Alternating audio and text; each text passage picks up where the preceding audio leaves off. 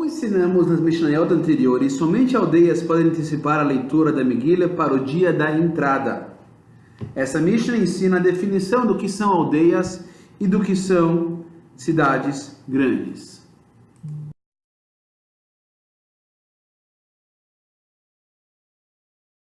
O que seria considerado uma cidade grande?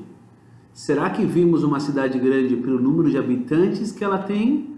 Ou se é uma cidade onde existe um minyan que possa ser lida a Megillah corretamente?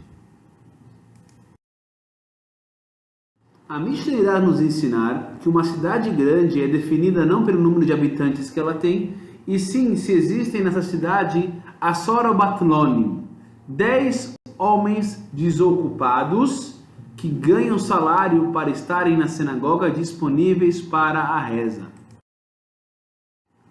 Quando se tem 10 homens dispostos a rezarem assim que forem chamados, porque ganham dinheiro da comunidade para fazer isso, então essa cidade é considerada uma cidade grande. Menos do que 10 homens, menos do que um minyan, é considerada uma cidade pequena.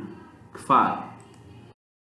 Vemos então que uma cidade que aparentemente parece grande, mas se não tem 10 pessoas dispostas a rezarem, a preencherem o minyan, pode ser considerada uma aldeia, uma cidade pequena.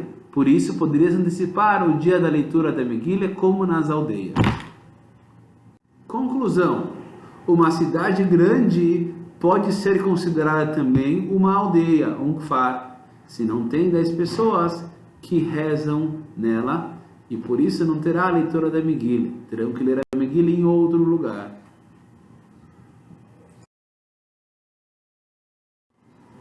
No meio da Mishnah, ela trata também de outros preceitos que nem sempre são cumpridos na data original, mas que, diferente da Megillah, são adiados, ou seja, lidos no dia seguinte, e não antecipados, como no caso da Megillah, quando cai no Shabbos.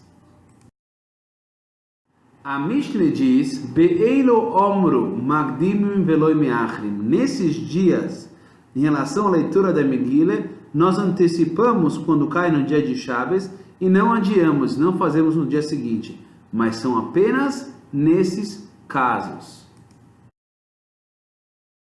Já em outros casos, como Zman Atzei Kohanim, Tisha B'Av, Chagigo, Hakel, nesses casos, quando cai no dia de Shabbos, os eventos são comemorados depois, no domingo, e não antecipamos, igual acontece com a leitura da Megillah.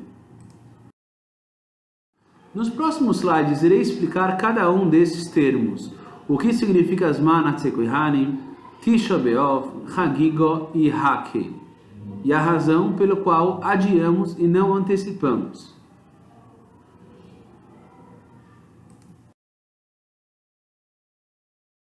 A razão principal de não adiantar o evento é porque não chegou o seu momento ainda, não chegou a data. Diferente da Megillah, que já que está escrito Bismanihem, como explicamos, existe essa exceção de cumprir antes da data. Algumas famílias tinham o mérito de doar madeiras para o Beis Hamikdash, e elas, durante o ano, se dividiam em datas. Algumas famílias traziam em uma data, outras em outra data. Era uma grande mitzvah doar madeira para o Beis Hamikdash. Naquele dia especial do ano, quando traziam as madeiras, também ofereciam um korban de presente, oilas nedova. Esse korban era conhecido como korban eitzim, o sacrifício da madeira, por ser o dia especial que eles traziam a madeira para o Beis Hamikdash. Nesse caso, se naquele dia caiu Shabbos, eles traziam esse korban no dia seguinte, não naquele dia.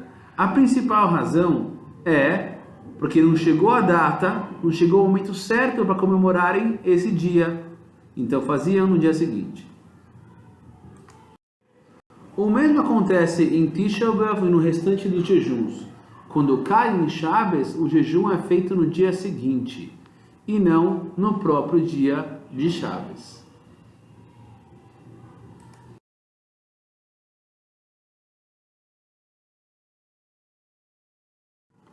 O motivo principal porque não comemoramos Tisha B'Av no dia anterior, não jejuamos no dia anterior, é porque não chegou a data. Além disso, também tem a questão que não antecipamos desgraça para mais próximo de nós, e sim, quanto mais longe, melhor. Existia um korban chamado Shalmei Chagigo, que era trazido nas 3 festas. Quando caía uma das festas em Shabbos, a festa era comemorada, mas esse korban era trazido no dia seguinte, ou na semana seguinte, não no dia de Shabbos. A principal razão para adiarmos nesse caso é porque não chegou o dia de trazer o korban, o dia de ontem. Então não dá para trazer antes. Outra razão é porque esse korban também podia ser trazido nos próximos dias, não precisando ser trazido no próprio Shabbos, nos próximos 7 dias. Uma vez a cada 7 anos, depois do ano de Shemitah, todo o povo se reunia, crianças, mulheres, idosos, todo mundo se reunia no Beis Hamikdash, escutavam o rei ler a Torá na frente de todos. Essa ocasião era chamada de Hakel, união.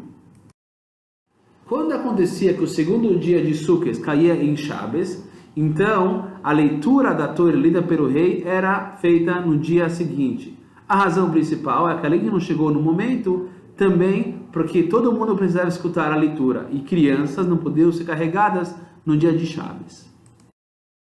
Conclusão: apenas em relação à leitura da Megillah existe a exceção de anteciparmos a leitura antes da festa, antes da data que comemoramos. Em relação a outros casos, me'acharim veloi magdimim, nós adiamos e não antecipamos.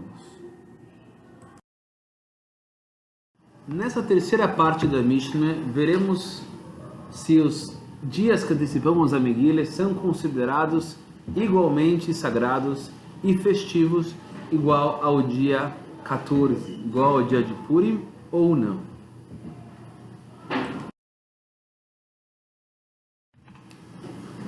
Por Purim ser um dia totalmente alegre, super feliz, um dia de Simcha, é proibido fazermos discursos fúnebres, como também jejuns nesse dia.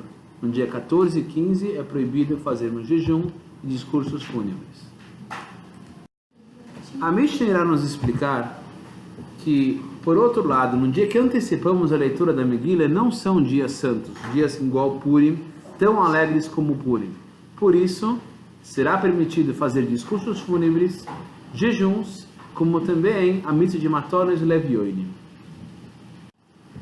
Caso você não saiba, discursos fúnebres são aqueles discursos que estão ditos na frente do cadáver. Após a pessoa falecer, uma pessoa se levanta e fala bem daquela pessoa que faleceu, e as pessoas ficam comovidas e tristes, lembrando daquela pessoa que já não está mais aqui.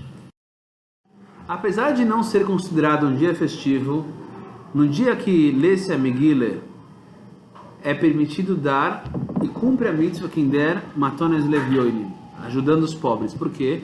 Porque nesse momento eles estarão lá escutando a Megillah. Então os Chachamim liberaram essa mitzvah. Isso foi dito apenas sobre matanot levionim. Já mishloach manot e mishte a seude não podem ser cumpridos antes da data de Purim, 14 ou 15, por ser preceitos ligados ao dia de Purim.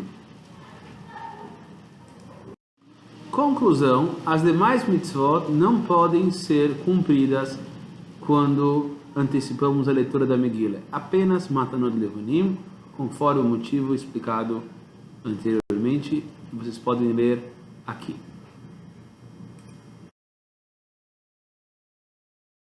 No final da Mishnah, Rabi Yehuda explica quando os dias que antecipamos a leitura da Megillah são aplicados. Apenas em lugares que têm os dias da entrada. Mas lugares que não podem ser lidos. Conclusão: em uma época que os aldeões eles não teriam por que irem para a cidade segundas e quintas-feiras, eles teriam que ler no dia 14 de Odor, e não antes. Essa lei se aplica só quando tem Yom HaKnisson. A linguagem usada na Mishnah é Aval mekoim she'en nichnosim b'sheini u'b'chamishi, lugares que não entram na segunda e na quinta-feira, lesi elo bismano, somente no seu tempo. Ou seja, as cidades no dia 14, cidade de muralha no dia 15.